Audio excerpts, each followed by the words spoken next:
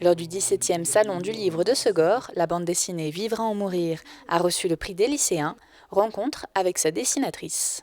Donc il s'agit des dernières années de la vie de Marcel Reimann, qui est un tout jeune homme d'origine polonaise, arrivé en France avec ses parents et son frère dans les années 30, et qui va, à partir de 41-42, subir la politique anti-juive française, enfin, de la France de Vichy, et qui va progressivement ressentir l'impérieuse nécessité de s'engager dans le combat et de rejoindre en fait le combat armé, de plus se contenter de tracts et de détérioration de panneaux, qui étaient déjà des gestes sévèrement punis. Mais voilà, devant l'accélération de la répression, des rafles et de l'idéologie nazie, il décide, alors qu'il est plutôt pacifiste à la base, de passer à l'action armée, ce qu'il fait grâce à des camarades qui l'introduisent dans les réseaux, donc en particulier les fameux FTP de la MOI, main-d'œuvre immigrée. Voilà. Pour cette bande dessinée, j'ai adopté un dessin extrêmement lisible, assez neutre finalement, et les couleurs jouent un rôle très important, à la fois pour préciser la chronologie, parce qu'il y a des scènes, les scènes sont répétitives, je ne sais pas si vous avez remarqué, mais pour justement le souci du scénariste, c'était de montrer à quel point ces gens, ces résistants avaient au départ des vies ordinaires, qui tout d'un coup basculent dans la clandestinité, dans l'action. Donc il y a souvent des scènes qui se répètent, des scènes de piscine, des scènes à l'atelier, des scènes de repas familiaux. Et donc avec la coloriste avec qui je travaillais, Laurence Croix, mon souci, ça a été qu'il n'y ait pas de lassitude pour le lecteur. Donc d'emblée, on avait beaucoup travaillé ces séquences pour qu'il n'y ait pas de redite. Donc je regardais à quelle période de l'année ça avait lieu, par exemple. Bon, donc je lui donnais toujours des indications d'heure de la journée, d'ambiance colorée. Et c'est vrai que pour la fin, pour marquer cet aspect tragique, le lecteur sait bien comment ça va se finir, hein, puisque c'est une histoire vraie, on sait qu'aucun ne réchappera. Donc comment ajouter une dimension tragique, enfin une dimension humaine à cette fin qu'on connaît d'avance, et je lui ai suggéré donc de retirer progressivement les couleurs, c'est-à-dire de les pâlir et de les rendre un peu ternes, jusqu'à arriver à un presque monochrome au moment de l'exécution. Donc c'est une grande image où on voit le peloton d'exécution, c'est-à-dire des photos qui ont été retrouvées très récemment. Euh, il neigeait ce jour-là, enfin où il y avait de la neige plus exactement, il faisait très beau. Et je voulais aussi... en fait, ce qui m'avait inspiré cette idée, c'est le vers du poème d'Aragon, où il est dit tout avait la couleur uniforme du givre.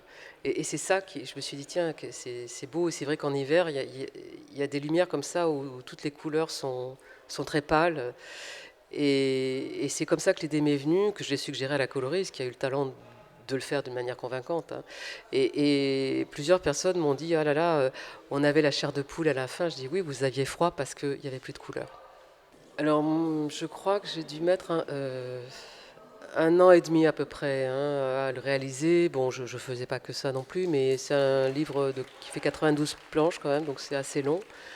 En plus, je me suis vraiment donné le temps d'être précise au point de vue historique, trouver la documentation, voilà, de bien préparer les choses. Et puis, comme ça parle de personnages ayant réellement vécu, voilà, moi je me suis senti un devoir de les faire ressemblants, vraiment de pas faire d'erreurs, de pas faire euh,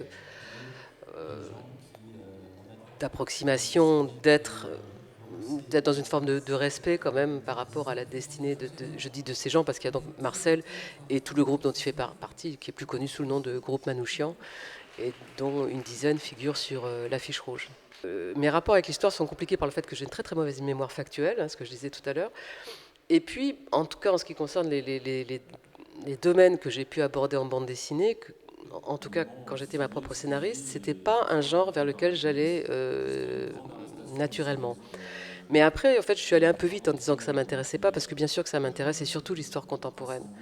Parce que je crois que c'est pas un hasard si, quand on m'a proposé quand Futuropolis, l'ancien Futuropolis, Étienne Robial m'a demandé de choisir un roman policier à illustrer, j'ai choisi Meurtre pour mémoire de Denax, qui traite d'une page, de même plusieurs pages de l'histoire contemporaine française, c'est-à-dire la guerre d'Algérie, la répression de la manif algérienne à la fin de la guerre d'Algérie, et la mise en perspective avec le rôle de Maurice Papon, qui est préfet à ce moment-là et qui a eu le rôle qu'on a su dans les déportations en France pendant la Seconde Guerre. Donc je suis allée un petit peu vite en disant que c'était pas mon domaine de prédilection, c'est faux. Je m'intéresse beaucoup à l'histoire, à la politique, à l'histoire sociale, mais c'était pas un domaine vers lequel j'aurais pensé à aller en bande dessinée. C'est donc grâce à différentes collaborations, et puis aussi parce que je crois qu'il y a un goût pour ce domaine-là, et j'ai l'impression que la bande dessinée a emboîté le pas du cinéma. Il y a beaucoup de ce qu'on appelle les biopics. C'est récent, les biopics. Avant, il n'y en avait pas autant. Et maintenant, il y a vraiment beaucoup de films et de feuilletons inspirés par des faits ou des personnages réels. Donc la bande dessinée s'est engouffrée là-dedans, et je pense que le cinéma a suivi la littérature. Ça fait très longtemps qu'il y a des romans historiques qui ont un succès fou. Et d'ailleurs, la thématique même du Salon d'Osgore le prouve. Hein. C'est qu'il y a vraiment un lectorat pour ce type-là d'écriture, la biographie et l'histoire. Alors ça me fait très plaisir. Ça me fait très plaisir parce que ça montre que ça continue de les intéresser, cette période de l'histoire, alors que c'est quand même voilà, vraiment pour eux très très éloigné. Ça me fait plaisir aussi parce que ça montre que la bande dessinée peut être un vecteur en fait de sensibilisation, enfin une sorte de porte d'accès finalement à des problématiques pas forcément très parlantes pour des jeunes de cet âge. Et puis finalement, ça me semble assez naturel parce que ce que je leur disais tout à l'heure, Marcel Reimann et son frère ont leur âge. Ils ont, bon, Simon Reimann a 14 ans au début du récit, Marcel en a 17. Donc voilà, en gros, c'est des très jeunes gens qui ont leur âge.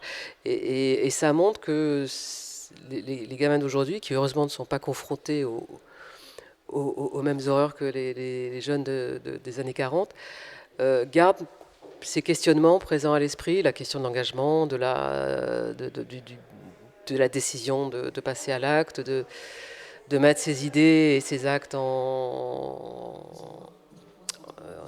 d'agir logiquement, quoi, d'agir de manière cohérente de ce point de vue-là.